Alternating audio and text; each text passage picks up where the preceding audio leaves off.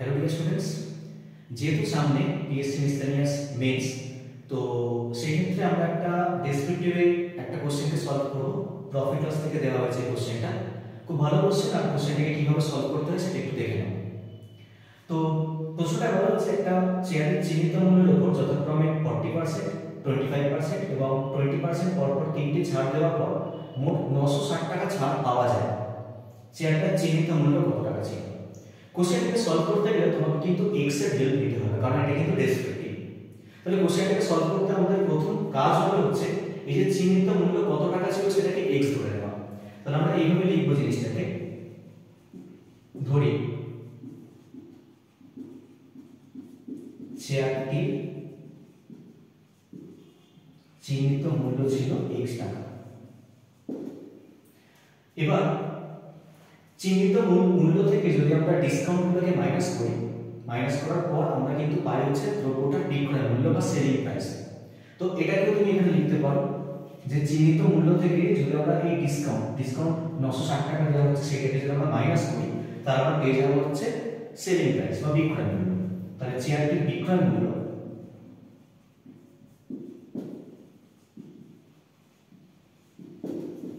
x minus 960 টাকা।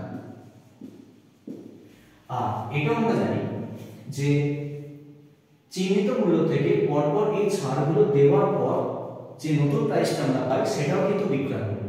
তাহলে এখান থেকে আমরা একটা কিন্তু ইকুয়েশন তৈরি করতে পারি। ইকুয়েশনটা এরকম হবে, শর্তানুসারে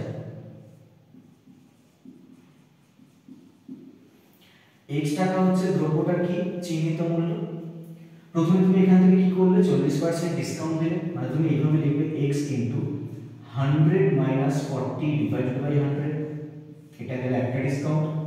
নেক্সট আবার একটা আমরা 25% ডিসকাউন্ট দিচ্ছি, আবার লিখবো আমরা 100 মাইনাস 25 বাই 100, এটা গেল সেকেন্ড ডিসকাউন্ট। নেক্সট আবার আমরা 20% ডিসকাউন্ট দিচ্ছি, তো এটার সাথে আমরা আবার লিখবো 100 মাইনাস 20 বাই 100, এটা গেল থার্ড ডিসকাউন্ট। তো ডিসকাউন্ট দেওয়ার পর যে মূল্যটা পাওয়া গেল এই মূল্যটা কিন্তু দ্রব্যটার বিক্রয় মূল্য। আর দ্রব্যটার বিক্রয় মূল্য আমরা আগে থেকে লিখে রেখেছি x মাইনাস 960। তাহলে এই ইকুয়েশনটাকে আমরা স্যাটিসফাই করাবো এইভাবে, এই পার্টটা ইকুয়াল টু x মাইনাস 960। এবার এই ইকুয়েশনটাকে সলভ করার পর x এর যেটা ভ্যালু আসবে সেটাই কিন্তু এই কোশ্চেনের ফাইনাল আনসার। তো চলো সলভ করা যাক। x ইনটু এটা কত আসছে 60 মাইনাস 100, পরেরটা আসছে 75 বাই 100, পরেরটা আসছে 80 by 100 equal to x minus 960 বা অর দিতে পারো, ঠিক আছে। নেক্সট এবার তুমি ক্যান্সেল আউট করে এখান থেকে ছোট করে কাটাকুটি করো। এগুলোকে কাটলে কত আসছে, এটা 3, এটা 4, এটা কাটলো 20 হলো, এটা কাটলো 5 হলো, 0 0 তুমি কেটে ফেললে, আর কিছু কাটছে, আর এখন এটা যদি কাটলে তুমি 3 পাবে, এটা 5 পাবে।